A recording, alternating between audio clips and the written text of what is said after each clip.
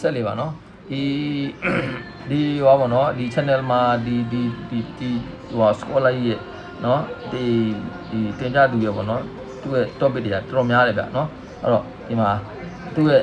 ဟာတွေကိုနော်ကျွန်တော်တို့လေ့လာနိုင်ပါတယ်အများကြီးလည်းအကျိုးရှိမှာပါဗျနော်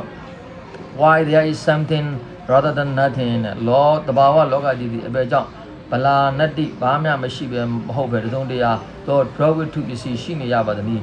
ultimate question do they evolve အဆုံးစွန်သောမေးခွန်းတဘာဝလောကတွင်ရှိနေသောအရာများမတော်တဆတိုက်ဆိုင်မှုကြောင့်မရှိရမှရှိရသို့ရှင်ကဲမြင့်တက်လာခြင်းလော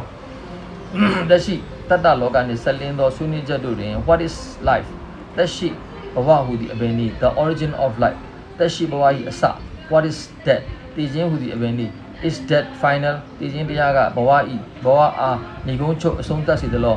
life after death တည်သည်၏အခြားမဲ့ဘဝ is there life after death တည်ပြီးနောက်ဘဝရှိသေးသလော what is after life တည်ပြီးနောက်ဘဝဟူသည့်အပင်သည် what do near death experience means တရားပြန်အတွေ့အကြုံဟူသည့်အပင်နီး out of body experience ခန္ဓာကိုယ်ပြပလောနာလောက၏အတွေ့အကြုံခိုမာ resembling death တင်ငယ်စောနှင့်မျောခြင်း what is soul ဝိညာဉ်ဟူသည့်အပင်နီး what is immortality တည်ခြင်းကင်းရာအမတဟူသည့်အပင်နီး immortality what is eternal life ထာဝရဘဝဟူသည့်အပင်နီး is soul eternal ဝိညာဉ်သည်ထာဝရလော do person have soul လူတို့၌ဝိညာဉ်ရှိသလော what is life ဘဝဟူသည့်အပင်နီး can mathematics explain biology သင်္ချာဗေဒသည်ဇီဝဗေဒကိုရှင်းပြနိုင်ပါသလောစိတ်ဝိညာဉ်ဆိုင်ရာကိစ္စရပ်များကိုဆွေးနွေးရတွင်ပါဝင်ခဲ့သောခေါင်းစဉ်အချို့မှာ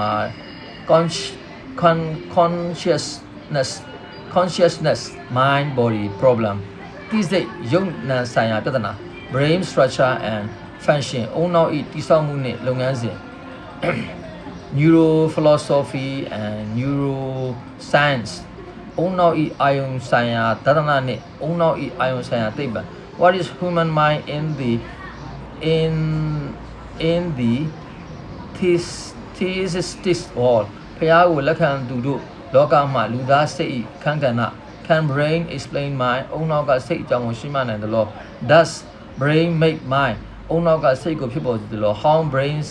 scientists think about